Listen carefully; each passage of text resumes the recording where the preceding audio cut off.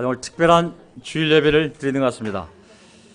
멀리서 또 홍콩에서 우리 자매들 너무도 감사하고요.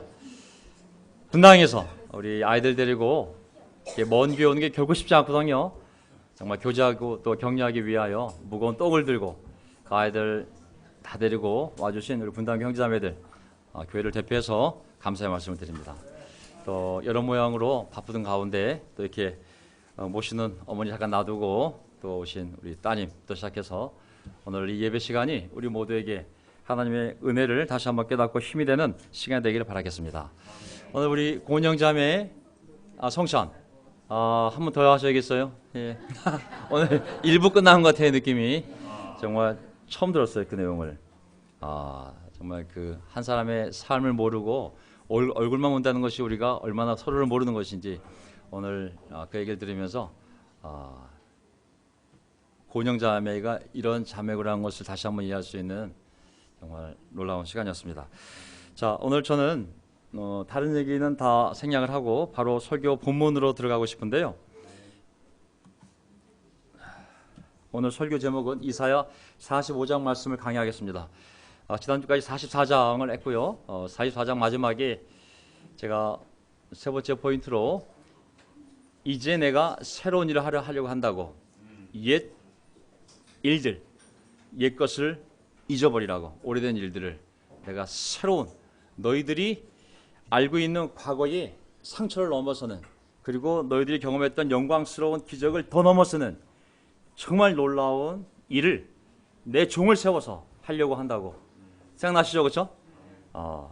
오늘 그 44장을 이어서 45장 한 장만 제가 함께 강의하도록 하겠습니다. 오늘 설교 제목 나는 여호와이다 나밖에 다른 신은 없다. 이 말씀이 10번도 이상 반복이 됩니다. 나는 누구라고요? 예, 세상에 수많은 인간이 만든 우상의 신이 있지만 신은 나밖에 없다고. 나는 스스로 존재하는 자. 인간이 만든 것도 아니요, 누가 만들어준 것도 아니요, 이 우주를 창조하신 스스로 존재하는 여호와. 오늘 주제에 그 여호와 하나님, 세상에 하나님 한 분밖에 안 계시는데 그분이 창조한 이 피조물 그리고 그분의 형상을 담게 피조되어진 특별한 인간, 그 인간들 안에 이루고자 하는 의가 있어요. 의, 하나님의 의. 그리고 자기 형상을 담은 인간들이 고난을 당할 때 그들의 죄로 말미암아 하나님의 징벌을 받고 또 마귀한테 시달림을 당하며 고난을 받을 때 그들을 구원하려는 하나님의 역사가 있습니다. 성경은 정확하게 얘기하면 하나님의 의와 하나님의 구원에 대한 이야기예요. 그러면 예수 그리스도는 누구시냐? 바로 하나님의 의가 예수 그리스도요, 하나님의 구원이 예수 그리스도예요.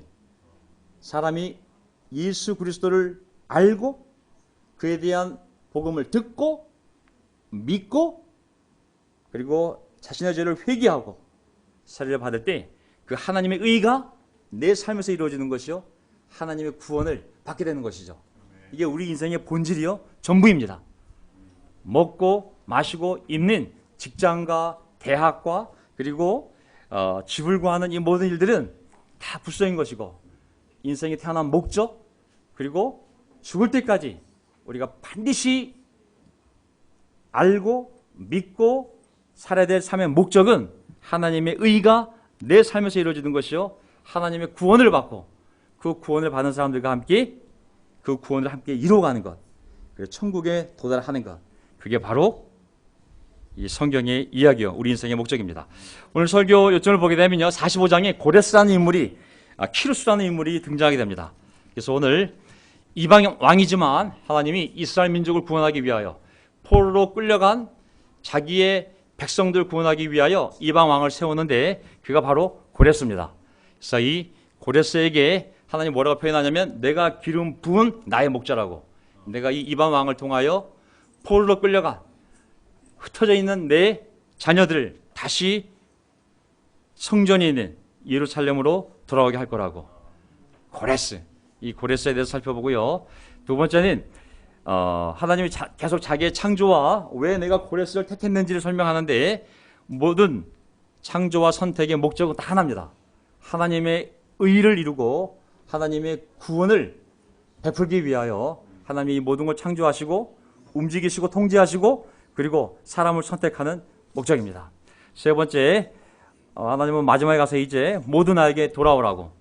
이스라엘 백성뿐만 아니라 너희들이 회개하고 나에게 돌아오는 것뿐만 아니라 지금은 나의 백성이 아니지만 먼 훗날 내 의가 이 땅에 나타나게 되면 그 의의 말씀을 듣고 나에게 돌아올 모든 사람들을 향하여 나에게 돌아오라고. 나에게 돌아와서 의를 이루고 나의 구원을 받고 구하던 백성으로 복되게 살아가라는 것이 바로 결론의 말씀이 되겠습니다. 자, 이제 내 주가 나 여호와가 기름 부어 세운 고레스라고 말씀하신 고레스 왕부터 살펴보도록 하겠습니다.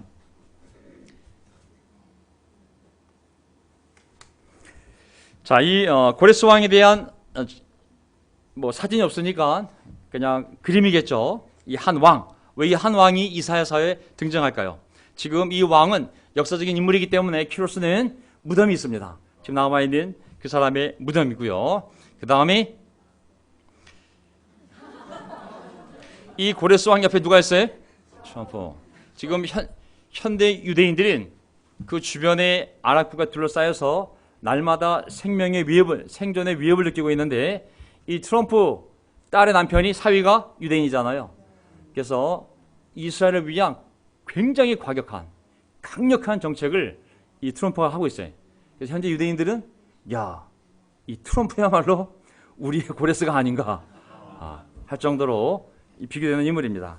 고레스 왕이 왜 이렇게 하나님의 입에 의해서 성경에 기록될 만큼 중요할까요? 이 수를 보게 되면 지금 우리가 공부하게 될 이제 고레스 왕이 세울 나라가 페르시아. 옛날 성경에는 바사로 되어 있는데 페르시아 제국인데요. 세계에서 가장 강력한 제국을 세웠던 첫 번째 남자가 바로 이 고레스입니다. 고레스. 지금 이 지역을 보게 되면 바빌론이 이라크, 이쪽이 이란이거든요. 그러니까 이란의 원조가 되겠네요. 자, 홍콩에서 온 자매들이 있다고 해서 제가 일부러 영어로 된 이쪽에 퍼시아, 이쪽에 이란 넘어갑니다. 자, 자세히 보면 자, 어쨌든 오늘 접대하느라고 이사야 44장 28절 29절 45장 가기 전에 44장 말미에 갑자기 하나님이 이 사람 이름을 얘기합니다. 어떻게 얘기하냐면 이사야 44장 28절 볼까요? 고레스를, 이 키루스를 보시고는 너는 내가 세운 누구라고 그랬어요? 이 사람이 이방 사람이에요. 유대인이 아닙니다. 나의 뜻을 모두 네가 이룰 거라고 하시며 예루살렘을 보시고는 지금은 다 이제 폴로 끌려가고 다 황폐화 되지 않겠습니까? 하지만 내가 재건될 것이라고. 성전을 보시고는 바빌로니아 왕이 와서 다 불태워버리고 돌 위에 돌아남지 않아 다 무너뜨리지만 성전을 보시고는 너의 기초가 놓일 것이다. 근데 이 일을 누가 한다고 그랬어요? 고레스. 근데 고레스는 이스라엘 사람이 아닌 거예요. 설명을 보게 되면 고레스에게 부여된 사명은 이스라엘 백성들을 포로에서 고국으로 귀환시키는 것. 훗날, 지금 예언하는 때가 아니라 앞으로 200년 뒤에 일어난 일을 미리 하나님이 예언한 거예요. 이사야서에. 그리고 예루살렘을 재건하고 성전을 다시 짓게 하는 것. 이게 바로 고레스에게 부여된 하나님의 사명입니다. 하나님의 이 목적을 이루기 위해 그가 태어나기도 전에 하나님이 이래서 아직 얘가 태어나지도 않았는데 고레스란 이름을 이미 불러버린 거예요. 하나님이. 그리고 이름이 불려지고 이 사명이 주어진 거예요. 고레스가 페르시아 제국을 세우기 벌써 200년 전에 이미 이사야서에. 근데 이 고레스는 인류 역사상 가장 위대한 왕 중에 한 명이요. 고대 페르시아 초다 왕 이 고레스는 기원전 6세기에 이스라엘 백성들이 폴로 끌려가서 종살이하며 절망하며 살고 있을 때 하나님이 70년 뒤에 돌아오게 하신다고 하셨는데 우리는 지금 폴로 생활하는데 어떻게 돼가는 거냐 할 때 이스라엘 백성은 모르지만 이 고레스 왕을 준비한 거예요. 이 고레스 왕이 이스라엘 멸망시킨 바빌로니아를 멸망시키고 새로운 제국을 세워서 이 제국에 의해서 이스라엘 백성들이 다시 고국에 돌아갈 수 있는 이 시나리오를 역사를 미리 하나님이 준비하신 것이죠. 그 시작점이 바로 이 고레스인 거예요. 고레스. 자, 영국 역사학자 찰스 프리먼은 이 키루스 고레스의 업적을 다음과 같이 평가한다. 페르시아 제국의 창건자 고레스가 이룩한 업적이 알렉산더 대왕보다 훨씬 더 위대하다. 역사적으로 보면 역사학자 찰스 프리먼은 미국 건국의 아버지인 토마스 제퍼슨, 벤저민 프랭클린, 이스라엘 독립의 주역인 다비드 벤구리온, 그리고 현대 경영학의 창시자인 피터 드러커도 이 고레스를 인류 역사상 가장 위대한 리더로 뽑는다 그랬어요.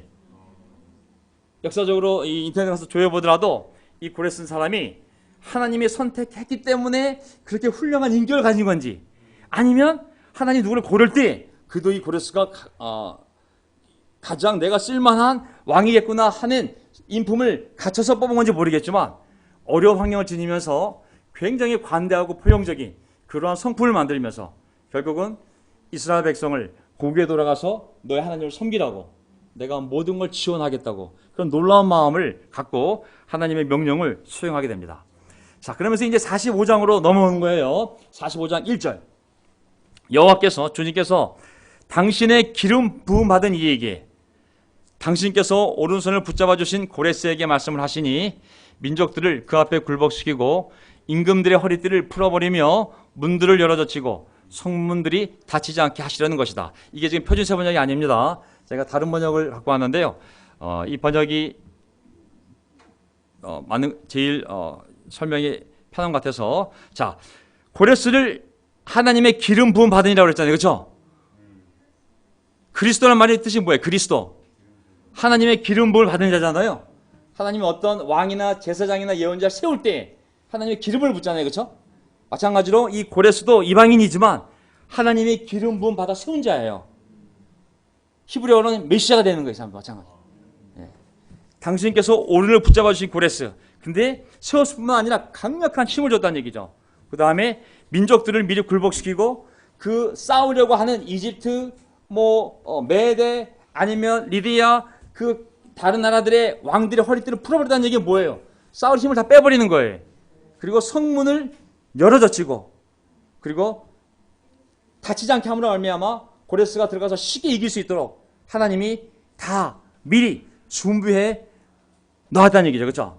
읽어보면 제가 이방인 왕 고레스에게 강력한 군사적 힘을 주고 적들을 하나님의 섭리로 거의 다 망하게 해놓고 승리를 하나님이 미리 보장하신 거예요. 역사적 사실을 보면 이 고레스 왕이 점령한 바빌로니아를 보게 되면 바빌로니아 성문이 이게 사람이 점령할 수 있는 성이 아니에요. 사실은. 근데 하나님이 다 열어놓고 너 그냥 쉽게 들어오라고 하나님이 다 준비를 시켜놓겠다는 얘기예요. 바벨론 성은 역사가 헤로도토스가 기록한 것처럼 도시 주위에 땅을 파고 연못을 만들었기 때문에 배가 아니면 또 들어올 수가 없는 거예요. 보통 점령하기 어려운 성이 아닐 수 없는데 그것은 이중으로 높고 두꺼운 성벽을 둘러쳤다. 필론에 따르면 바빌론의 성벽은 그 성을 함락시키려면 둘레가 66km에다가 높이가 24m, 성벽이 벽의 두께가 30m라고 했어요. 그리고 그 앞에는 또 연못이 있어서 물을 건너와야지만 이 성벽을 만나는 거예요. 실제 역사를 보게 되면 이 페르시아 초대 왕인 이 고레스가 바빌론을 점령할 때 왕이시여, 지금 페르시아 왕이 우리를 침공했습니다 그랬을 때 왕이 웃으면서 파티를 열었다고 그랬어요. 여긴 못 들어와. 그럴 정도로 강력한 성이었는데 하나님이 이미 허리띠를 풀어버리고 문들을 젖혀버리고 성민들을 다 열어버렸기 때문에 쉽게 점령할 수가 있었던 것이죠. 2절, 내가 너보다 앞서가서 산들을 평지로 만들어버리고 노새 성문을 부수며 쇠빗장을 불러들이겠다. 그게 얼마나 점령할 수 있겠어요. 그렇죠? 안 보이는 곳에 간직된 보호와 감추어둔 보물을 너에게 주었다. 그때 네가 전쟁을 승리하고 난 다음에 야, 왜 이렇게 쉽게 전쟁이 끝났냐? 아니 뭘 누가 일어났냐 이거 어떻게 된 거지? 그리고 와, 이 엄청난 보물이 창고에 있었네. 이게 저절로 들어왔네. 그때의 너는 내가 여호와인 줄을 알게 될 것이고 이스라엘 하나님이 너를 지명할 부르다는 것을 알게 될 것이다. 설명을 보게 되면 당시 성들은 이 고레스가 쉽게 정복할 수 있는 만만한 성들이 아닌 난공불락의 도시들이었습니다. 그러나 하나님께서 먼저 가서 다 해놓으시겠다는 약속, 그 다음에 네가 많은 부를 갖게 될 것이라는 약속, 그리고 네가 훗날 태어나서 전쟁을 치르고 일이 벌어지고 난 다음에 야, 200년 전에 나에 대해서 이걸 예언했어? 똑같은 일이 벌어졌네. 그때는 깨달으라고, 이런 일이 실제로 일어나면 너는 내가 하나님 여호와임을, 그리고 내가 너를 불렀음을 알고 있으라고, 그리고 내 말에 순종하라고, 내 백성을 보내라고. 우선 아시겠죠? 미리 하나님이 다. 그러니까 이스라엘 백성들은 포로로 끌려가서 이제 종살이 할 때 아무런 미래에 대한 계획이 없지만 하나님은 이미 70년이 끝나면 그들을 돌아오게 할 왕과 강력한 제국을 만들어 놓은 거예요. 4절. 내가 너를 지명하여 부른 것은 이사야 45장 4절입니다. 나의 종 야곱, 내가 택한 이스라엘을 도우려고 함이었다. 목적이 뭐예요?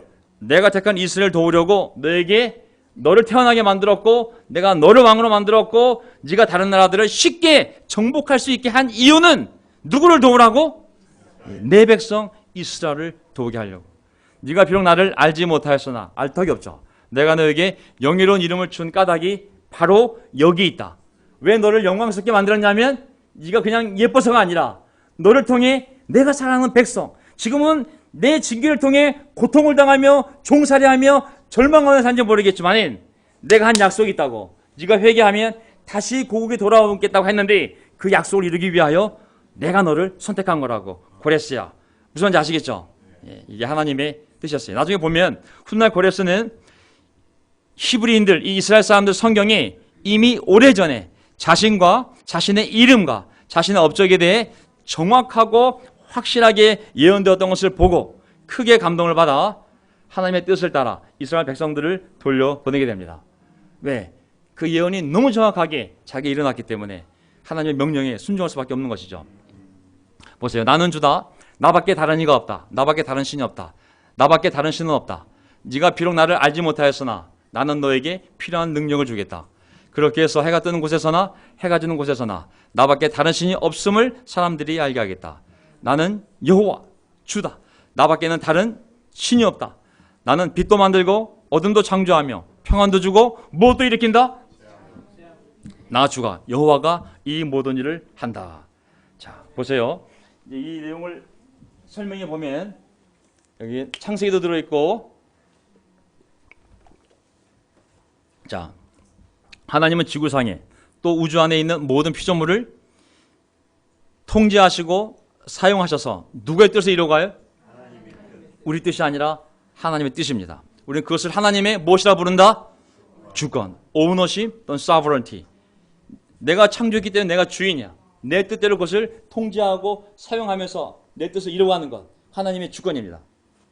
하나님의 섭리라는 단어는 뭐냐면 바로 그 모든 피조물 가운데 하나님이 택한 자를 구원하고 보호하고 복을 주고 그리고 악인들을 심판하는 것. 우리 눈에 보이지 않지만 이 하나님의 섭리가 지금 이 시간에도 우리 각 사람의 삶에, 가정에, 교회에, 나라에, 온 세계에 하나님의 섭리의 손길이 미치고 있는 것이죠. 하나님의 백성을 심판하기 위해 사용한 두 나라가 있어요. 아시리아, 바빌로니아. 이 두 나라를 강대국으로 만들어 이스라엘 백성을 침략하게 하신 것도 하나님의 주권이라면 아시겠죠? 하나님이 고레스라는 이방인을 통해 페르시아라는 제국을 세우고 그 왕을 통해 다시 그 포로된 백성들이 고국으로 돌아가게 하는 것도 하나님의 주권인 것이죠. 난 모든 걸 다 통제하고 있고 모든 걸 다 사용하고 있다고. 아시리아가 잘나서 강해진 것이 아니라 내 백성을 징계하려고 내가 면도날처럼 아시리아를 키운 거라고. 바빌로니아도 지들이 잘나서 강대국이 된 것이 아니라, 왕이 똑똑해서 강대국이 된 것이 아니라 내가 몽둥이처럼 내 백성을 징계하려고 강하게 만든 것뿐이라고.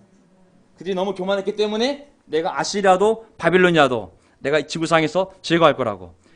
고레스라는 왕을 세워서 이 페르시안 제국을 세워 이제 내 백성이 다시 고국으로 돌아가게 하는 것도 나의 주권이고 하나님의 뜻인 것이죠.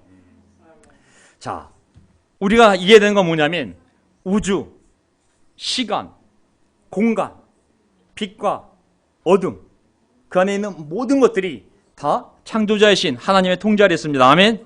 우리의 생명이 누구 안에 있다고 그랬어요? 우리의 생명이 그리스도 안에 감춰져 있다고 그랬거든요. 맛있는 걸 먹는다고 해서 우리 사는 것이 아닙니다. 우리가 이 건강을 컨트롤하려고 해도 우리의 생명은 그리스도 안에 감춰져 있는 거거든요. 정말 오래 건강하게 살고 싶다면 어떻게 해야 돼요? 예수님을 잘 믿으시면 됩니다. 아멘. 복잡하게 생각 하나도 없어요. 예수님을 잘 믿으면 됩니다. 그 말씀에 순종하며 하루하루 감사하며 기쁘며 기도하며 살 때 그게 가장 건강하게 살 수 있는 비결인 것이죠. 인간이 갈망하는 평화와 인간이 가장 두려워하는 재앙도 하나님이 통제하시는 거예요. 내가 평화를 추구한다고 해서 평화 주는 것이 아닙니다. 하나님이 평화를 주실 때, 하나님이 계실 때 그 평화가 우리에게 임하는 것이죠. 자, 그 다음에 창조와 선택의 목적. 그럼 하나님이 모든 걸 창조하시고 하나님의 백성을 선택하시고 고레스를 선택하시고 이 모든 창조와 선택의 목적은 뭐냐면 딱 이거예요. 하나님의 의와 구원을 이루는 것입니다. 아멘. 우리의 의, 하나님의 의. 사람이 구원하는 것이 아니라 하나님이 사람을 구원하는 것입니다. 아멘. 이 이야기가 이스라엘 역사를 통하여 또 교회를 통하여 하나님의 의와 구원의 이야기가 퍼져나가는 거거든요. 자, 보세요. 이제 어떻게 이스라엘 백성을 통한 하나님의 의와 구원이 온 인류를 통한 하나님의 의와 구원의 이야기가 돼가는지 이사야서에 푸는 거거든요. 8절. 너 하늘아 위에서부터 의를 내리되. 뭘 내리라 그랬어요? 하늘아 위에서 비를 내리라는 게 아닙니다. 의를 내리되 비처럼 쏟아지게 하여라. 너 창공아 무엇을 부으라 그랬어요? 또 의의 의. 하나님의 의를 부어 내려라. 땅은 너는 열려서 무엇이 싹트게 하라고? 구원이. 하늘은 구원을 내리고 땅은 잘 받아서 구원을 만들어가라는 얘기. 그리고 의가 움덮게 하여라. 구원과 의는 항상 따라 있는 단어입니다. 구원받은 자가 의로워진 자고 의로워진 자가 바로 구원받은 자입니다. 나주가 이 모든 것을 창조했다. 나의 의가 이 땅에 임해서 내 구원이 온 세계에 퍼져나가는 것. 이게 바로 창조의 목적이고 아브라함을 택한 목적이고 이스라엘 민족을 택한 목적이고 많은 예언자, 선지자, 제상을 택한 이유도 바로 하늘로부터 의가 이 땅에 내려서 사람들이 하나님의 의를 보고 듣고 믿고 순종하여 구원을 받게 하는 것. 이게 바로 성경의 이야기인 거거든요. 아시겠죠? 구원이라는 단어는 히브리어로 써놨어요. 야슈아, 예슈아. 예수아가 헬라어로 예수스, 한국말은 예수. 구원이 예수인 거예요. 예수. 예수를 믿을 때 우리가 하나님의 의를 이루고 구원을 받게 되는 것이죠. 이게 바로 하나님의 창조의 목적이요. 지금까지 모든 것을 유지하는 섭리의 목적이요. 우리 인생의 목적이요. 하나님의 가장 아름답고 사랑스러운 우리를 향한 계획임을 알 수가 있습니다. 그래서 로마서에 보게 되면 이제 사도 바울이 3장에 보게 되면 그러나 이제는 율법과는 상관없이 하나님의 의가 유대인들만을 위한 이 율법을 통해서 하나님의 의가 나타난 것이 아니라 이제는 이 이스라엘 백성 상관없이 이스라엘 백성들 율법인 이거와 상관없이 하나님의 의가 온 세상에 나타났다고. 그게 바로 뭐냐면 예수 그리스도인 거예요. 하나님의 의. 자, 의라는 단어가 의롭다, 그렇죠? 굉장히 많은 뜻이 이 안에 포함될 수가 있어요. 그러니까 구약에 남아있는 노아나 에녹이나 훌륭한 욥이나 보면 그 사람의 특징이 뭐예요? 인격적 특징은 뭐예요? 신앙적 특징은 의롭다. 그는 의롭고 흠이 없는 사람이라는 거잖아요. 그렇죠? 그러니까 하나님의 의는 뭐냐면 하나님의 뜻대로 모든 것이 하나님과 올바른 관계 안에 있는 것이 가장 기본적인 의예요. 하나님이 창조되어진 대로 목적대로 그대로 존재하는 것. 사람의 피조의 목적은 뭐예요? 하나님과 관계를 맺고 하나님의 자녀로서 하나님의 백성으로서 하나님의 말씀대로 사는 것. 그게 하나님의 의잖아요. 그렇게 할 수 있도록 오신 분이 바로 하나님의 아들 예수 그리스도잖아요. 그러니까 예수 그리스도가 나타날 때 바로 하나님의 의가 나타났다고 한 것이죠. 고린도서 1장 30절 그리스도는 우리에게 하나님으로부터 오는 지혜가 되시며 의와 거룩함과 구원이 되셨습니다. 그러니까 하나님께로부터 우리에게 온 의, 하나님께서 우리에게 온 구원이 바로 예수 그리스도라고 얘기하고 있는 것이죠. 그러면서 이제 사람들 마음속에 유대인이 되었던 이방인이 되었던 하나님에 대해 의심을 품고 함부로 판단하고 하나님에 대해서 불신하고 정죄하는 태도에 대해서 구절에 대하여 창조자 하나님에 대해서 그런 생각을 갖는 사람들에 대하여 이렇게 말씀하고 계신 겁니다. 9절 질그릇 가운데서도 작은 한 조각이 지나지 않으면서 자기를 지은 이와 다투는 자에게는 화가 닥칠 것이다. 질그릇 가운데서도 정말 작은 한 조각이 지나지 않으면서도 자기를 창조한 이와 다투는 자에게는 화가 닥칠 것이다. 진흙이 토기장이에게 너는 도대체 무엇을 만들고 있는 거냐 하고 말할 수 있겠으며 내가 만든 것이 너에게 그에게는 손이 있으나 만하다. 발음도 잘 안 되네. 손이 있으나 만하다 하고 말할 수 있겠느냐. 이해가 되세요? 피조물이 하나님에 대해서 이렇게 다투는 것에 대해서 신은 없다. 모든 건 저절로 생겨난 것이고 적자생존에 의해서 강한 놈이 생겨나는 것이고 결국은 신이 세상을 창조했다면 인간은 불편해집니다. 왜냐하면 그 신을 믿어야 되고 그 신의 말씀에 따라야 되잖아요. 근데 그 신을 거부하게 되면 난 스스로 존재한 거야. 인생? 그냥 내 원하는 대로 살다가 죽으면 돼. 인생의 목적도 없어지고 인생의 의미도 없어지고 하나님을 거부하게 되면 그런 도덕적 굴레에서 벗어난다고 생각하기 때문에 근데 그런 사람들에 대해서 그 피조물이 어떻게 자기를 창조한 자와 다툴 수 있냐고 진흙이 토기장에게 네가 나를 이렇게 만들었니? 그걸 손이라 갖고 있니? 이게 얼마나 어리석은 것이냐고. 이게 하나님에 대해서 믿지 않는 우상을 섬기는 자들에 대해서 상식적 차원에서 설명하는 겁니다. 피조물이 그 창조자, 그 주권자와 다툴 수 있나? 그 창조자를 간섭할 수 있나? 그분의 역사를 함부로 판단하고 정죄할 자격이나 지혜나 능력이 과연 피조물에게 있냐는 것이. 첫째, 피조물이 자기 존재에 대해서 왜 나를 함부로 내락도 없이 나를 만드셨나요? 아니 토기장이가 그릇을 만들었는데 그릇이 왜 날 만들었어? 이게 똑같다는 게 이게 하나님 자기 상태에 대하여 왜 나를 지금 이 모양으로 살아가게 하셨나? 하나님의 주권을 부인하고 하나님의 능력, 지혜를 불충분한 것으로 비난하는 것. 도저히 여러 가지 모양이 있는데 접시를 만들었더니 그 토기장에게 접시가 왜 날 접시로 만들었어? 따지는 거와 똑같다는 것이죠. 10절 아버지에게 말하기를 나를 자식이라고 낳았습니까? 하는 자와 자기 어머니에게 무슨 해산의 고생을 했다는 겁니까? 하고 말한 자식에게 화가 칠 것이다.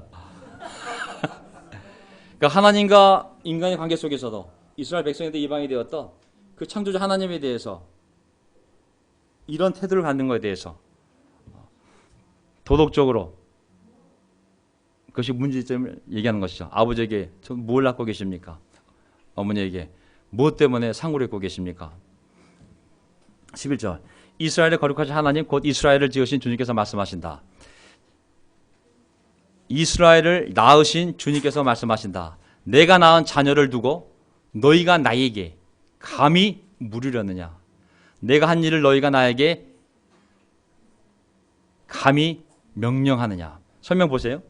하나님이 낳은 자녀 이스라엘 백성들 그들의 죄로 말미암아 심판하시는 것에 대하여 또 그 방법에 대해서 누가 감히 이리라 저리라 할 수 없으며 또한 하나님이 이방인 고레스를 세워서 자기 백성을 구원하려고 하는데 또 그러한 방법에 대해서 따질 자가 있느냐라는 것이죠. 이스라엘 선택한 것도 하나님의 주권이요. 또 이방 그들을 구원하기 위하여 고레스를 세워서 그들을 구원하려는 계획과 방법도 하나님의 주권. 감히 누가 하나님 앞에 하세요, 하지 마세요, 이렇게 하세요, 저렇게 하세요 라고 말할 수 있는 자격, 능력, 지혜가 너희들에게 있느냐는 것이. 우리는 하나님에 대해서 하나님을 믿지 않는 것에 대해서 또 자신의 양심과 철학을 가지고 하나님을 거부하며 사는 것에 대해서 이런 태도와 같다는 것이죠. 12절 내가 친히 이 땅을 만들었으며 내가 바로 그 위에 인류를 창조하였다. 내가 손수 하늘을 폈으며 모든 별에게 명령을 내렸다. 13절 바로 내가 고레스를 의의 도구로 일으켰으니 그의 모든 길을 평탄하게 하겠다. 그가 나의 도성을 재건하고 예루살렘을 재건하고 포로된 나의 백성을 대가도 없이 보상도 받지 않고 놓아줄 것이다. 만군의 주님이 하신 말씀입니다. 아무 말 하지 말라고 너희들이 포로된 상태에서 누가 구원할 수 있는지 그 능력은 나에게만 있는데 나의 계획은 고레스를 세워서 그로 말하면 제국을 만들어서 이 제국을 통하여 너희들을 다시 고국에 돌아가게 만들고 그가 가진 불을 사용하여 다시 도시를 재건하는데 그 불을 쓰게 만들 거라고. 이것은 나의 계획이며 나의 주권이며 나의 결정이라고. 하나님만이 만물의 소유자이시며 주권자이십니다. 모든 나라와 왕들의 운명은 하나님의 손안에 있으며 하나님은 자신의 목적 곧 그의 의와 선택받은 자들을 구원하는 일을 위하여 그들을 통제하시고 사용하신다. 아멘. 북한도 트럼프도 김정은도 트럼프도 미국도 다 마찬가지인 것이죠. 이들 나라와 왕들의 운명은 하나님의 손에 있다 그랬거든요. 근데 결국은 하나님은 자신의 목적, 곧 선택받은 자들을 구원하고 의롭게 하는 그 일을 위하여 이 나라들을 통제하시고 그 왕들을, 대통령들을 사용하시는 줄 믿습니다. 아멘. 문재인 대통령, 최근에 한기총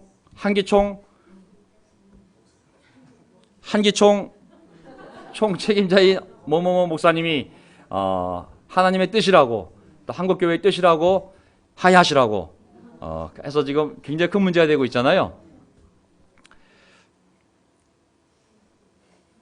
넘어가도록 하겠습니다. 또. 네.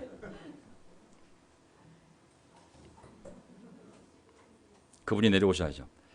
네. 자, 고레스는 이방인이다. 이스라엘 사람이 아니다. 그런데 이방인도 내가 창조한 인간이다. 그를 나의 의의 도구로 선택하는 것 나의 주권이다. 그를 통해 황폐화된 나의 도성 예루살렘을 재건할 것이고 그를 통해 내 백성이 포로에게 풀려나 돌아오는 길을 보호받게 할 것이다. 이것이 이스라엘 백성들을 위한 나의 의를 이루고 그들을 구원하는 방법이다. 저도 명동교회 목사로서 어디 가서 제 개인적인 정치적인 견해를 가지고 이것이 하나님의 뜻이요 명동교회에 일치된 생각이다 얘기하면 제가 사기꾼이 돼요. 사기꾼. 그렇죠? 진짜 함부로 하나님의 뜻을 장난친 거, 거짓 예언자, 여러분의 생각을 함부로 대변한 거, 그냥 개인적으로 얘기하면 문제가 되지 않지만, 그렇죠? 자, 14절 보게 되면 하나님이 이제 고레스에게 200년 전에 이미 이런 예언을 합니다. 이집트가 수고하여 얻은 재물과 에디오피가 장사해 얻은 이익이 너에게로 넘어오고 키 큰 스바 사람들이 너에게로 건너와서 너희 밑으로 들어와 너를 따를 것이며 사슬에 매어 와서 내 앞에 엎드리고 너에게 기도하는 것처럼 이르기를 과연 하나님께서 당신과 함께 계십니다. 그 밖에 다른 이가 없습니다. 다른 신은 없습니다라고 고백하게 될 거라고. 그러니까 고레스야, 넌 날 모르지만 네가 나중에 태어나서 전쟁을 치르고 점령한 다음에 많은 재물을 얻게 됐는데 어느 날 이집트에서 또 키 큰 스바 사람들이 에디오피아 사람들이 너에게 와서 네 앞에 무릎을 꿇고 제물을 바치면서 뭐라고 그러냐면 하나님께서 당신과 함께 계십니다. 오직 세상에는 하나님 한 분밖에 없습니다. 라고 하는 얘기를 듣게 되면 기억하라고. 내가 이 일을 다 한 것임을 미리 예언을 해둔 거예요. 이렇게. 왜 많은 재물이 그의 나라의 창고에 들어오게 되었는가? 그냥 고레스가 잘 먹고 잘 살라고? 그렇지 않은 것이죠. 에스더 1장을 보게 되면 제가 본문을 따와야 되는데 그냥 제가 말로 하려고 복사 안 해왔습니다. 이 고레스 왕이 예루살렘 성전을 재건하도록 칙령을 내립니다. 모든 지원을 국고로 해주라고. 왜냐하면 그들이 재산이 없잖아요. 국고로 해주라고 명령합니다. 하나님은 미래에 예루살렘 성전 재건을 위한 재물이 이스라엘 백성들에게 필요할 것임을 아시고 고레스 왕에게 그 부를 쌓게 하신 거예요. 우리의 부의 목적은 무엇일까요? 우리의 배와 우리의 몸을 위한 것이 아닌 것이죠. 하나님의 의와 구원을 이루는데 우리의 건강과 우리의 재물이 쓰여지기를 바라는 것이 하나님의 목적인 줄 믿습니다. 아멘. 모든 목적은 하나예요. 하나님의 의를 이루고 하나님의 구원이 땅끝까지 전파되도록 우리의 자녀, 우리의 집, 우리의 건강, 우리의 관계 모든 것을 하나님 우리에게 허락하신 줄 믿습니다. 아멘. 하나님의 의와 구원과 별개의 건강으로 주려고 하는 게 많습니다. 하나님의 의와 구원을 의식하지 않는 우리의 남은 시간과 우리의 관계와 우리의 재물은 죄과를 한 길이 많습니다. 하지만 우리의 삶과 우리가 가진 것이 하나님의 의를 이루고 하나님의 구원을 이루기 위한 것을 의식하면서 그렇게 살아가는 노력한다면 하나님은 계속 우리에게 필요한 것을 공급해 줄 줄 믿습니다. 아멘. 우리의 건강까지도. 그래서 15절 구원자이신 이스라엘 하나님 진실로 하나님께서는 자신을 숨기시는 하나님이십니다. 우상을 만드는 자들은 모두 한결같이 부끄러움을 당하고 창피한 일을 당할 것이며 치욕으로 물러갈 것입니다. 그러나 이스라엘은 주님 안에서 안전할 것입니다. 이스라엘의 구원은 영원할 것입니다. 너희 이스라엘아 너희가 영원토록 부끄러움을 당하지 않고 창피한 일을 당하지 않을 것이다. 하나님의 약속이 있어요. 그리스도인 반드시 안전하고 영원할 것이라고. 하나님을 거부한다면 다른 신을 따른다면 반드시 창피를 당하고 치욕으로 물러날 것이라고. 이게 성경이 우리에게 얘기해 주는 삶의 원리입니다. 하나님 안 보이는 것 같지만 진실로 주님께서는 자신을 숨기시는 하나님이라고. 안 보이는 것 같지만 하나님은 영으로서 초월하신 분인데 유한하고 물질적인 인생에게는 마치 숨어 계시는 것처럼 보이지만 하나님은 졸지도 주무시지도 않으시면서 인간 속에서 또 각 인생과 각 가정과 교회와 각 사회와 역사 안에서 활동하시다가 때가 되면 결정적 순간에 나타나서 자신의 의와 구원을 나타내시는 겁니다. 의인은 축복으로, 악인은 멸망과 심판으로 반드시 때가 되면 하나님은 이 역사를 이루시다는 거죠. 하나님을 따르는 자 결코 수치를 당하지 않으리라. 우상을 따르는 자 반드시 수치를 당하리라. 수치는 궁극적으로 하나님이 이 사람을 창조했지만 자신이 창조한 피조물을 하나님이 부인하는 거예요. 난 널 알지 못한다. 영원한 지옥을 얘기하는 것이 수치인 것이죠. 하나님이 아닌 어떤 것을 믿고 따르며 그것을 위해 사는 자, 그것이 재물이 되었던 어이가 아니라 아이입니다. 재물이 되었던 명예가 되었던 쾌락이 되었던 어느 때가 되면 반드시 우상을 섬기는 자는 수치와 부끄러움을 당할 거라고 하나님의 약속인 것이죠. 결국은 시간이 이제 15분인데요. 어쨌든 대강 마무리 줘보겠습니다. 시간이 없으니까는.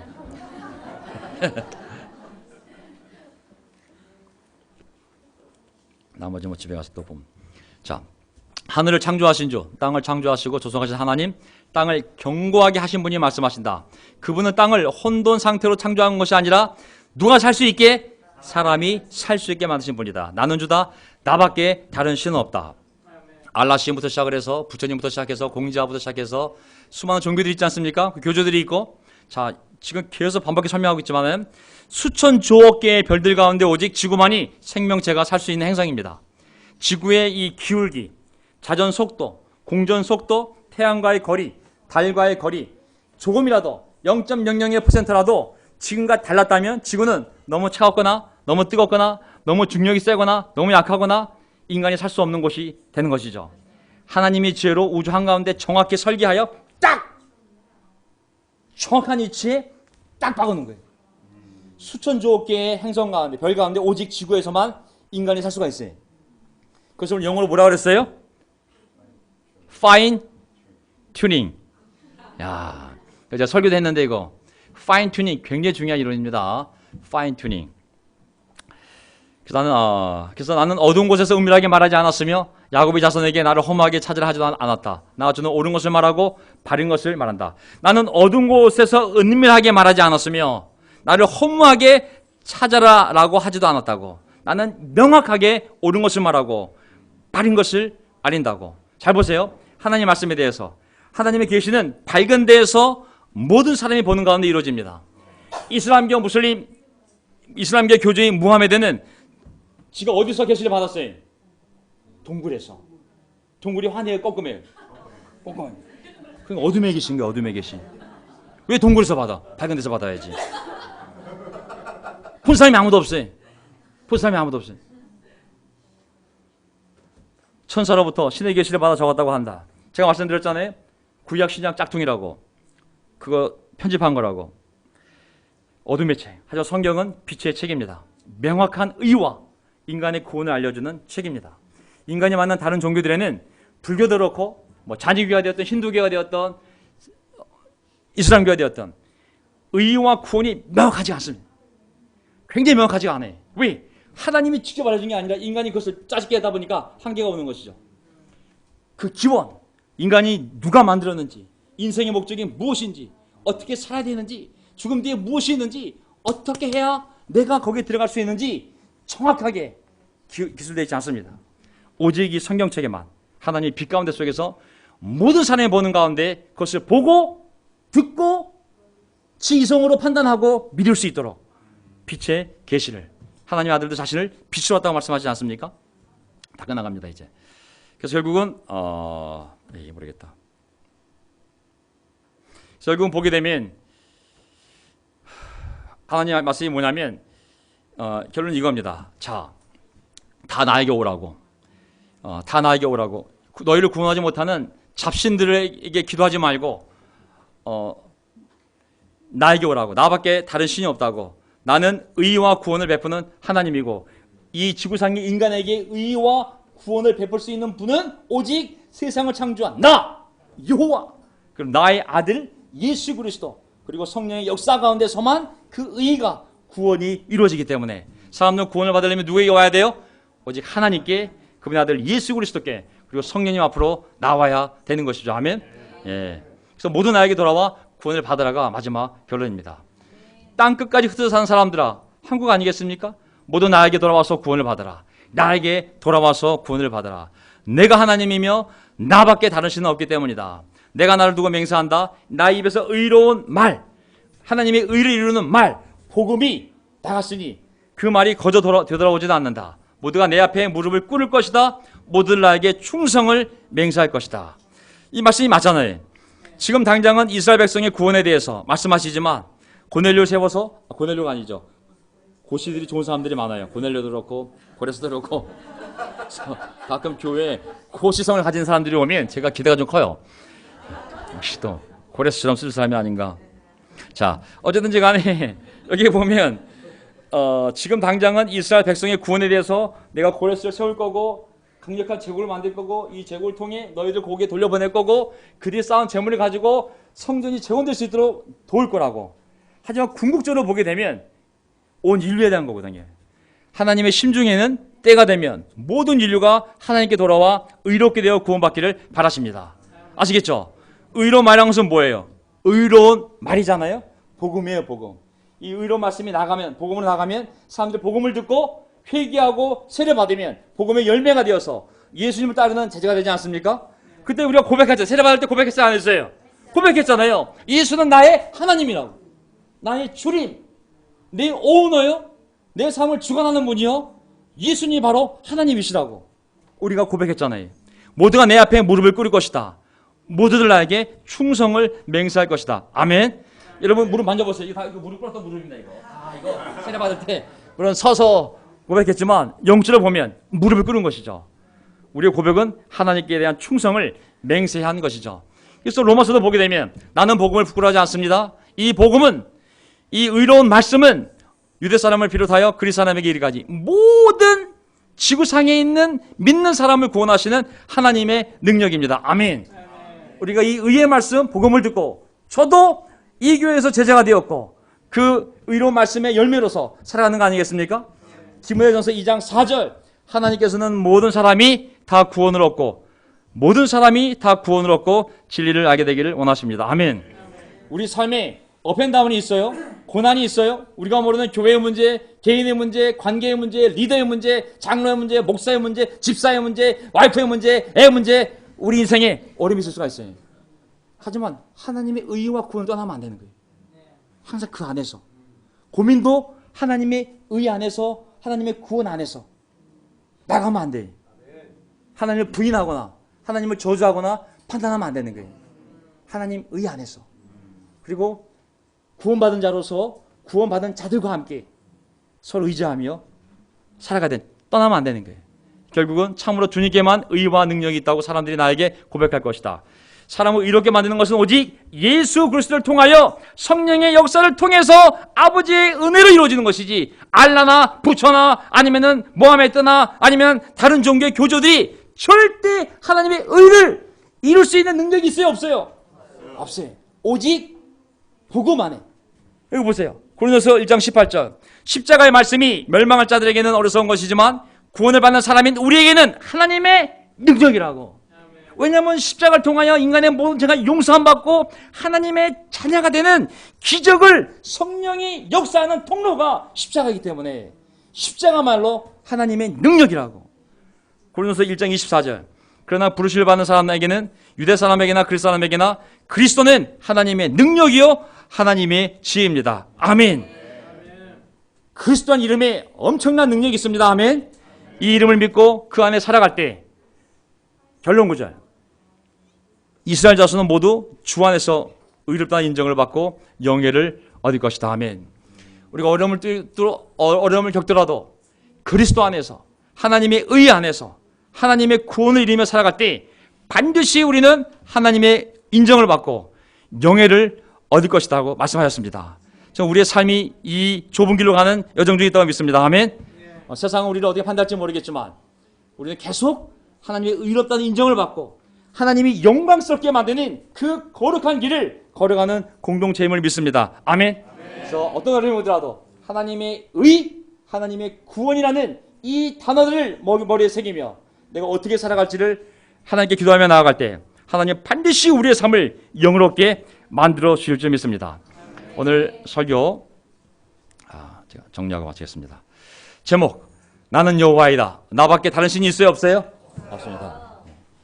오늘 주제는 하나님의 의, 하나님의 구원. 이것을 이루는 유일한 방법이 예수 그리스도입니다.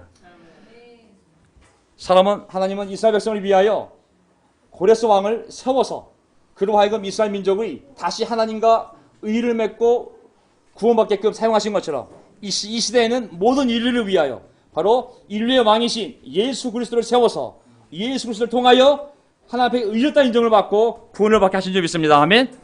하나님이 이 모든 걸 창조하신 이유, 우리를 태어나게 한 이유, 왜 그 집에서 내가 고은영이가 왜 그 오남 잉여 중에 왜 태어나서 왜 엄마한테 이거 뭐 애한테 이거 우리는 모르지만 하나님 왜 저거 창조와 선택의 목적, 하나님의 의와 구원을 이루기 위하여. 엄마한테 사랑받고 정말 서울대 가서 써봐. 우리 교회 갔겠어요? 안 왔을 수 있어요, 그렇죠?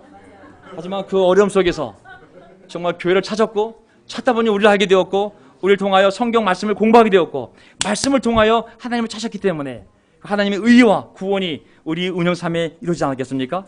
이제 모든 사람이 하나님께 돌아와 예수님께 돌아와 의를 이루고 구원을 받을 수 있도록 쓰임받는 우리 교회가 되기를, 모두 이강인이 되기를 바라겠습니다. 저기 마치겠습니다.